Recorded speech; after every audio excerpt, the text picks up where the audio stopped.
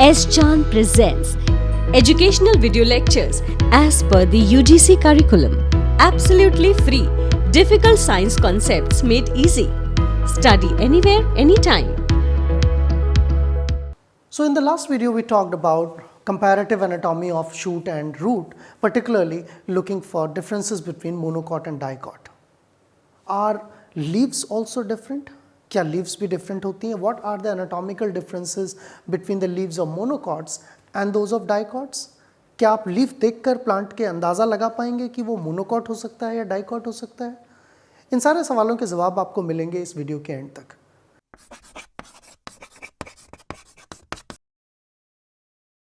Welcome to S. Chan Academy. My name is Aditya and you are looking at botany videos for semester 3. इससे पहले कि हम आगे चले मैं आपको रिमाइंड कराना चाहूँगा कि अगर आप इन टॉपिक्स के बारे में और जानना चाहते हैं तो एस चांद पब्लिशिंग की इन बुक्स को रेफ़र कर सकते हैं और अगर आपके पास इन बुक्स की हार्ड कॉपीज़ नहीं है तो डिस्क्रिप्शन बॉक्स में दिए गए लिंक से ई बुक को एक्सेस कर सकते हैं। तो हमारा आज का इस टॉपिक का जो डिस्कशन का पॉइंट है that is centred around leaves. हमारे चारों तरफ ग्रीन प्लांट्स में बहुत तरह तरह की लीव्स होती हैं और आपने अक्सर इनकाउंटर भी किया होगा कि कई तरह की लीव्स कुछ निडल शेप्ड होती हैं, कुछ बहुत बड़ी होती हैं, कुछ बहुत छोटी होती हैं। इनफैक्ट आप घर से बाहर निकलेंगे तो बहुत तरह की लीव्स जैसे कि आप इस वीडियो में भी देख सकते हैं आपको देखने को मिल जाएंगी। लेकिन इन लीव्स के अंदर यानी कि एनाटॉमिकली इनके अंदर क्या प्रेजेंट है और जो दो बेसिक कैटेगरीज हैं प्लांट्स की that is monocot and dicots in angiosperms, how the leaves of these two type of plants very. क्या कुछ स्पेशलाइज्ड टाइप की लीव्स भी होती हैं, उनके अंदर कोई स्पेशलाइज्ड स्ट्रक्चर्स भी होते हैं। इन सब चीज़ों के बारे में हम इस वीडियो में डिस्कस करने वाले हैं। तो आइए शुरू करते हैं अपना discussion on leaf anatomy which is part 2 of dicot versus monocot anatomy. हम लीफ की बात करेंगे। तो सबसे पहले तो हम बात करते हैं एक जनरल अकाउंट की लीफ जो है एक स्पेशलाइज्ड ऑर्गन है प्लांट का and the primary purpose of leaf is to perform photosynthesis. Leaf का जो प्राइमरी पर्पस है वो क्या है? फोटोसिंथेसिस करना है। आप जानते हैं कि लीफ में जो मेन कंपोनेंट है these are the cells which contain a lot of chlorophyll in them, इसीलिए वो ग्रीन कलर की दिखाई देती हैं। और आप 4th सेमेस्टर में इसके डिटेल समझेंगे कि फोटोसिंथेसिस कैसे होती है, कैसे ये लाइट को हार्वेस्ट करते हैं।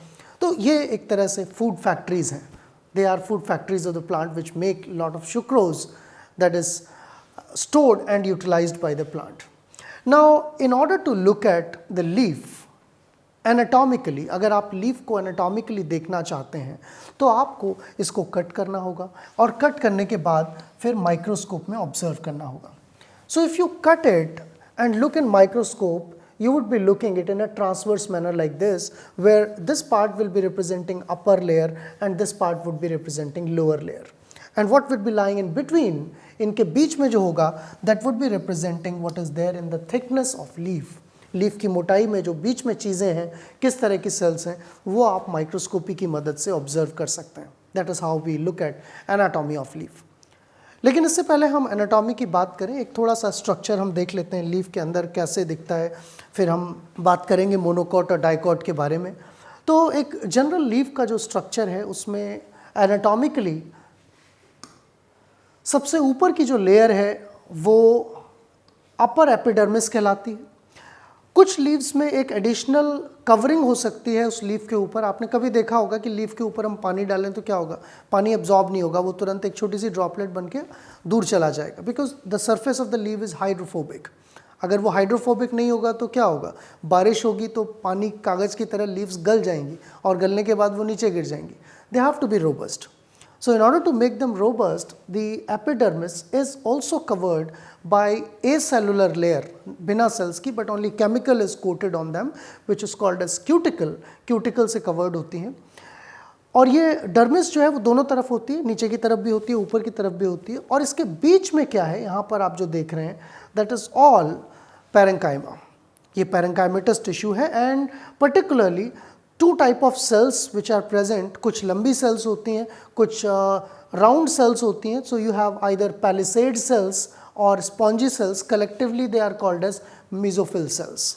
तो मीजोफिल सेल्स एक लीफ के अंदर भरी रहती हैं and they are all filled with chloroplast एक लीफ के अंदर क्या प्रेजेंट रहता है, क्लोरोप्लास्ट प्रेजेंट रहता है। You will learn about this detailed structure. Chloroplast के बारे में आप सेमेस्टर 4 में पढ़ेंगे, उसके बारे में समझेंगे कि क्या इसके अंदर क्या होता है और ये क्या काम करता है। Right now our focus is to look at anatomy. So besides the palisade cells, beside this mesophyll cells, plant की एपिडर्मिस में कुछ एडिशनल चीज़ें भी होती हैं, जैसे कि ट्रांसपिरेशन और गैसेस एक्सचेंज के लिए छोटे छोटे पोर्स, और ये पोर्स सराउंडेड होते हैं सेल्स से, जिन्हें हम कहते हैं गार्ड सेल्स, यानी कि पहरेदार लगे होते हैं। वो गेट ओपन करते हैं, गेट क्लोज करते हैं, और पहरेदारों को कंट्रोल कौन करता है? अंदर की बायोकेमिस्ट्री। अंदर से सिग्नल आता है कि अभी सेल को ऑक्सीजन की ज़रूरत है, अभी CO2 की ज़रूरत है, अभी पानी बहुत ज़्यादा इकट्ठा हो गया, उसको बाहर निकालना है। So all these instructions come from within the cell, and based on those instructions these guards open or close these pores, and these pores are called as stomata. So some of the cells, plant leaves may have stomata either on both sides, दोनों तरफ हो सकते हैं, leaf के ऊपर भी और नीचे भी। कुछ तरह के प्लांट होते हैं जिनमें एक ही तरफ स्टोमेटा होते हैं। That depends upon the type and adaptation of the plant. So I hope आपको ये बेसिक एनाटॉमी जो है प्लांट की लीफ की समझ में आई, क्योंकि इसको जाने बिना हम कंपैरिजन नहीं कर पाएंगे, हम डिफरेंसेस नहीं समझ पाएंगे मोनोकॉट और डाइकॉट के बीच में। मोरओवर ईच पैलिसेड सेल और each mesophyll cell that has lot of chloroplast, it has large vacuole, it has a nucleus. So all basic components of a cell are also present in the cells of plants. Leaf के अंदर जो palisade sales हैं, इनमें वो सारे structures present होते हैं। अब आइए बात करते हैं हम थोड़ा सा डिफरेंसेस की। So let's first talk about the general differences. पहले हम उन जनरल डिफरेंसेस की बात करते हैं जो प्लांट लीफ के अंदर आप देख सकते हैं, और किस तरह से आप लीफ को देखकर ही अंदाज़ा लगा सकते हैं कि वो मोनोकॉट की है या डाइकॉट की है। Let me show you a couple of leaves. You might have seen leaves like this. इस तरह की लीव्स आपने देखी होंगी, right? And you might have also seen leaves like this. This is a leaf of money plant. This is a leaf of lily. So these two kind of leaves are quite different. एक दूसरे से बहुत अलग हैं। आप carefully देखिए, फिर हम एक एक करके पॉइंट्स डिस्टिंग्विश करेंगे। Look at the front part of this, look at the back part of this, look at the front part of this and look at the back part of this. Now can you guess, क्या आप guess कर सकते हैं कि इनमें से कौन सी leaf monocot को बिलोंग करती होगी और कौन सी डाइकॉट को बिलोंग करती होगी? So if you look at these points now, अगर हम इन points को देखें, monocot leaves are thin, longer and narrower than dicot. So keep in mind the leaves which you have seen just now. कौन सी leaf long थी, narrow थी, और कौन सी leaf broad थी? That will be one point. Then second is they are isobilateral in symmetry. Monocot की जो leaves होती हैं आइसोबाइलेटरल, यानी कि आगे पीछे दोनों तरफ से एक जैसी दिखती हैं, उनमें ज़्यादा अंतर नहीं होता है। Dicot leaves are relatively smaller and wider than monocot leaves, यानी कि वो साइज में, लंबाई में कम होंगी लेकिन वाइड ज़्यादा होंगी। So that is yet another difference. Dicot leaves are dorsoventral as the lower and upper side of leaves are distinguished. तो contrary to this, opposite to this, जहाँ मोनोकॉट की लीव्स आगे और पीछे दोनों तरफ से एक जैसी होती हैं, डाइकॉट की लीव्स जनरली आगे और पीछे अलग अलग तरह की होती हैं। उनकी जो अपीयरेंस है वो डिफरेंट होती है। They have similar type of vascular tissues, dermal and ground. इनके अंदर के जो टिश्यूज हैं वो हालांकि एक जैसे होते हैं। तो अरेंजमेंट अलग होगा, एनाटॉमी की हम बात करेंगे, लेकिन अपीयरेंस के बेसिस पर आपने ये बेसिक डिफरेंस देखे। Let's have a look at those leaves once again. एक बार हम दोबारा से उन लीव्स को देखते हैं और आप पहचानने की कोशिश करते हैं कि इनमें से कौन सी लीव मोनोकॉट की है और कौन सी डाइकॉट की है। So if you again look at this leaf and these two leaves, you can check here. आप यहाँ देख सकते हैं कि ये लीव कैसी है, लंबी है, slender, long but less broad compared to these two. These are short and these are broader. Then if you look at the dorsal and ventral side, almost similar, not much difference. But if you look at the two sides, they are much different. काफ़ी अलग हैं दोनों sides. इसका मतलब ये दोनों leaves are likely to be dicot leaves and this leaf belong to a monocot plant. And you will find these differences very often. आप घास का पत्ता तोड़ लीजिए, आप किसी खेत में जाकर कॉर्न की लीफ देख लीजिए। कॉर्न की लीफ तो आपने देखी होगी, जो मक्का होता है, या गेहूं का लीफ देख लीजिए, चावल धान का लीफ देख लीजिए, वो सारी लीफ इसका मिनिएचर वर्जन ही होंगी. This is a lily leaf. Lily is a monocot plant. This is from money plant. It is a dicot plant. So based on the fact, you can see easily that what is the difference between these two things. So I hope by now you got to know how to differentiate leaves on the basis of their appearance or morphology. Morphology के basis पर dicot और monocot की leaves को कैसे differentiate किया जाता है, ये points आपने देखे. Let's now move deeper into anatomy. So if you now look at the anatomy, इनके जो internal structures हैं उनकी हम बात करें तो we will find that the shape of stomata of dicot leaves is kidney bean shaped.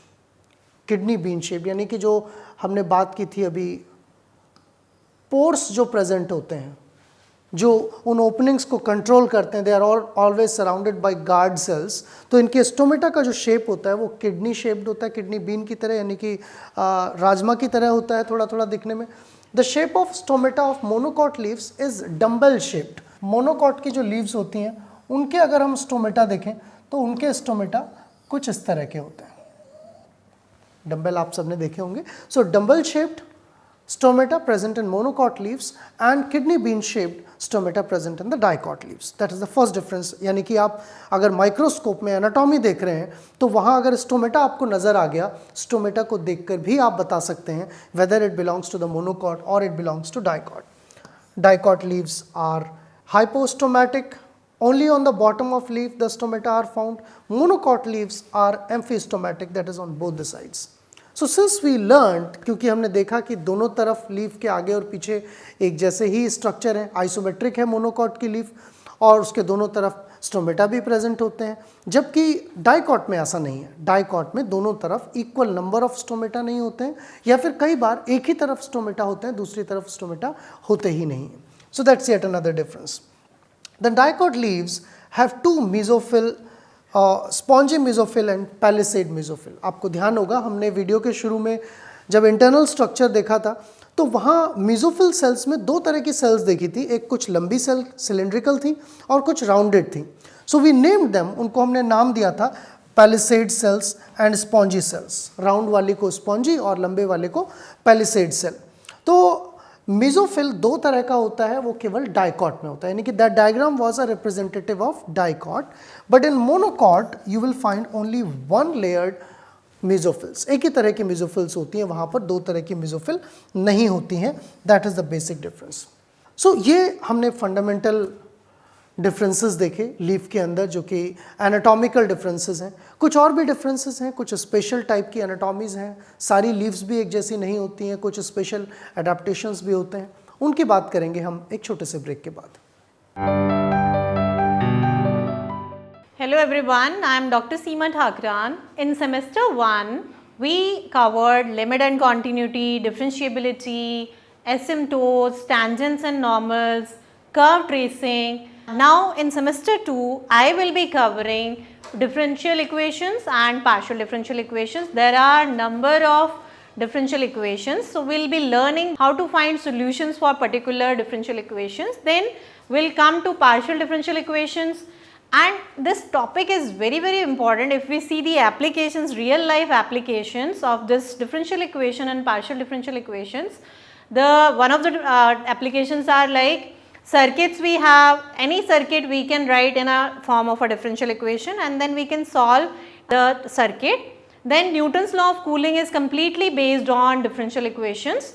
Then coming to heat flow, that is also completely based on differential equations. Stay connected with S. Chand Academy.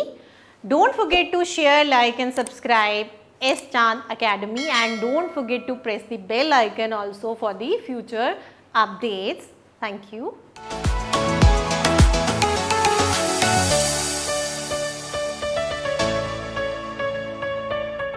Welcome back to S Chand academy. Break से पहले हम बात कर रहे थे general structure और anatomical differences in leaf of monocot and dicots. Monocot और dicot की लीफ में क्या डिफरेंस होता है. तो कुछ डिफरेंसेस हम ऑलरेडी देख चुके थे, जैसे कि स्टोमेटा के जो अपीयरेंस है उसमें अंतर होता है.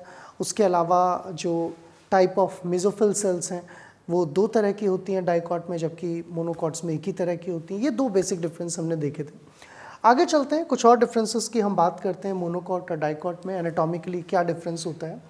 So we can also look at, हम देख सकते हैं यहाँ पर with the help of this picture, you will see here that you have these mesophyll cells, यहाँ पर mesophyll cells हैं which have lot of empty space and some of the cells will also be rounded, कुछ cells rounded भी होंगी, that will be representing a dicot. But if you look at the monocot, then you will find almost all the cells are of same type and they are filled without any air gaps, इनमें air gaps कम होंगे. On the other hand, as we already discussed, जैसा कि हमने discuss किया था, the stomata are only represented in one face of the leaf, एक ही तरफ दिखाए जाते हैं dicots में, whereas in the monocot leaves, the stomata will be equally present on both the sides, दोनों तरफ present होते हैं.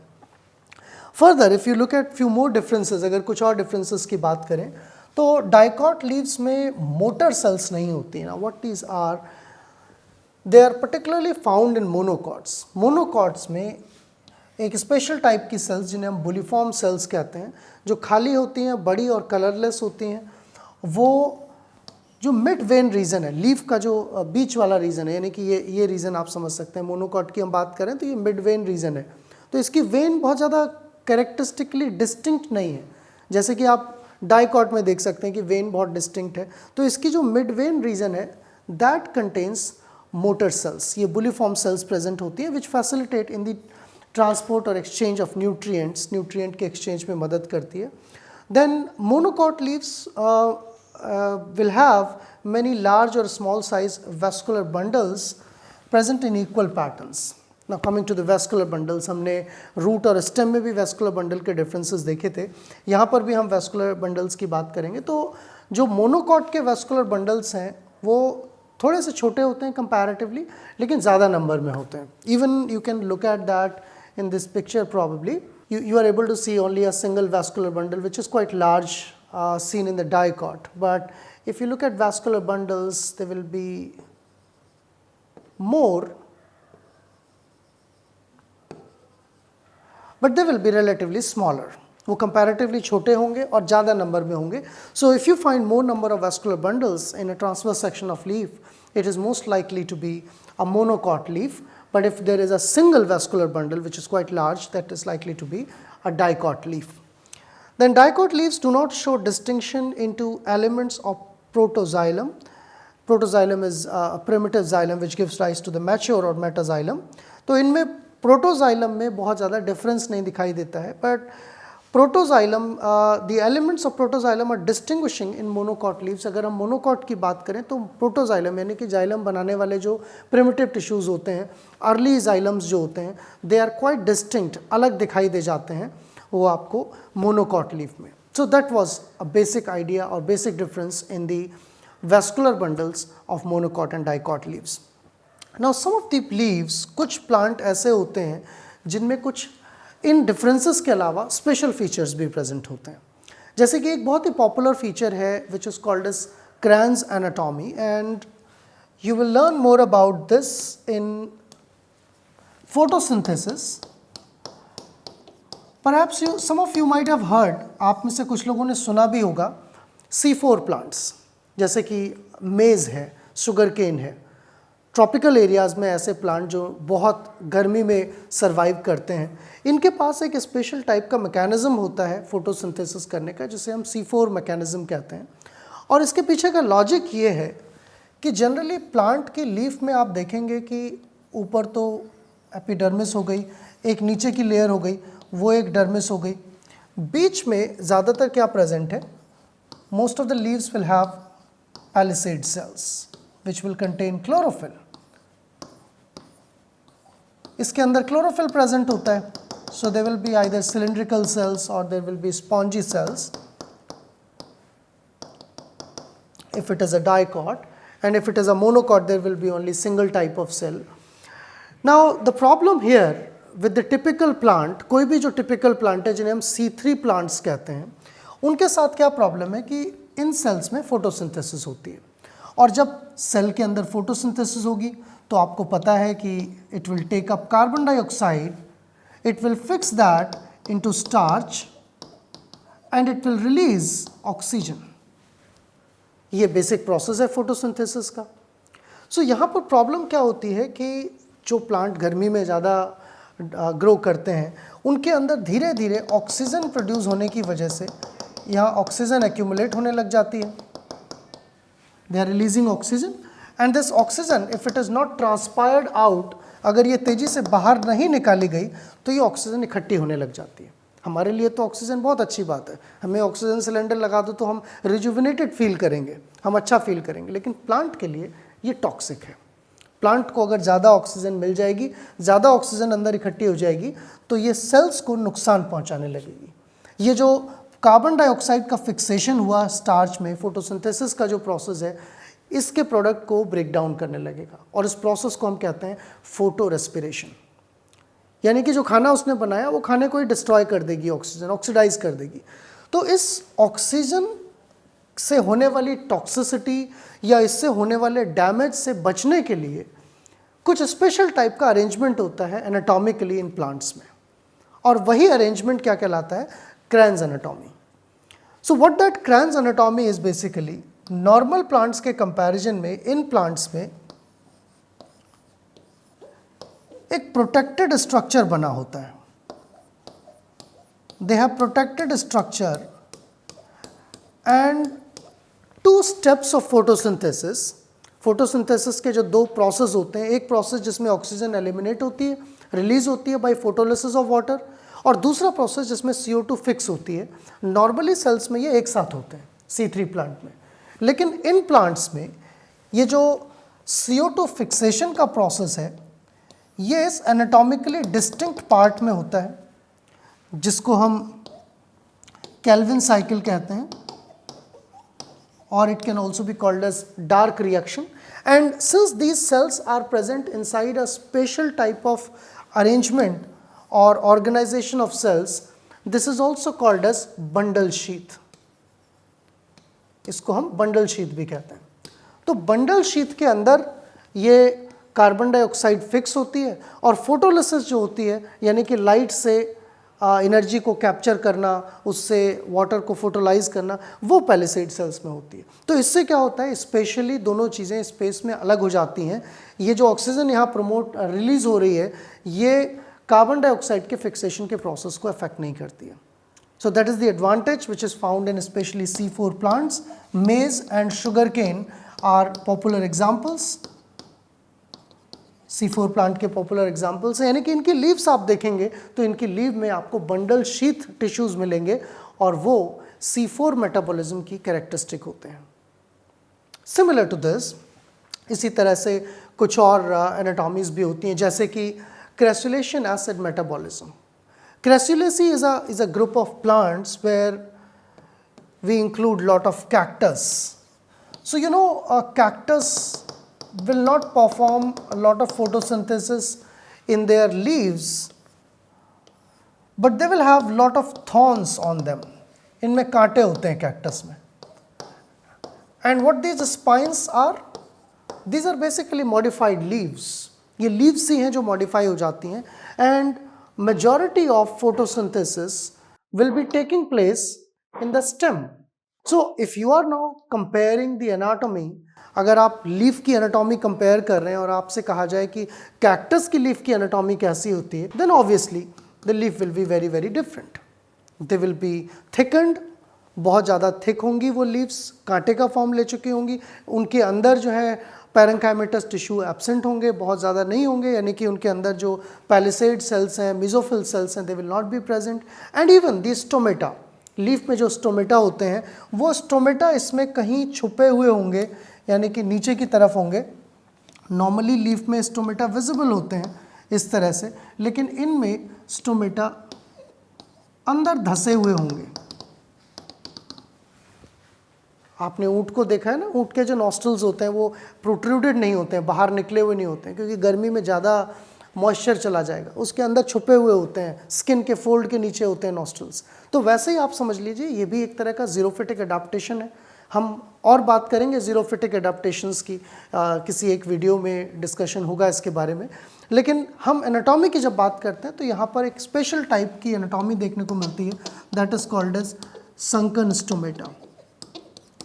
इसके छुपे हुए स्टोमेटा होते हैं, अंदर धसे हुए स्टोमेटा होते हैं, which prevent the excessive loss of water bye transpiration. Transpiration से होने वाले लॉस को रोकने में मदद करते हैं।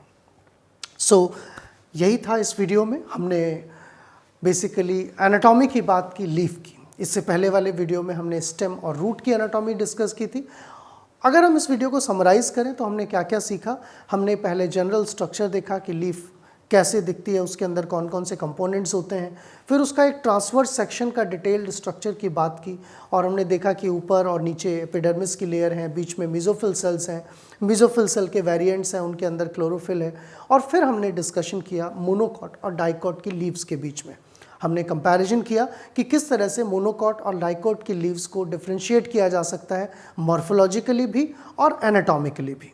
And we came to a conclusion that there are plenty of differences, especially in the appearance of the dorsiventral axis. दोनों तरफ किस तरह की appearance है, either they are identical on both the sides or not identical, rachis कैसी है, उसकी जो width है वो कैसी है, लंबाई कितनी है, इन सारी चीज़ों से हम morphologically भी distinguish कर सकते हैं, या फिर हम anatomically भी स्टोमेटा के shape को देखकर, उसके अंदर जो सेल्स के टाइप्स हैं, अरेंजमेंट है, उनको देखकर इससे भी हम पता लगा सकते हैं कि एक लीफ मोनोकॉट की है या डाइकॉट की है।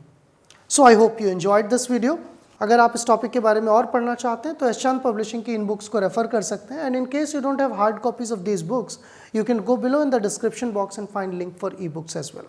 आई hope you are enjoying these videos and they are augmenting your learning.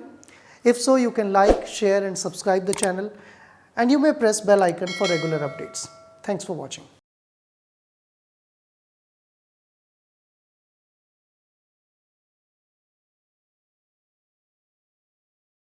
All rights reserved. This video has been prepared for educational purposes only. No part of it may be reproduced or copied without the permission of the copyright holder.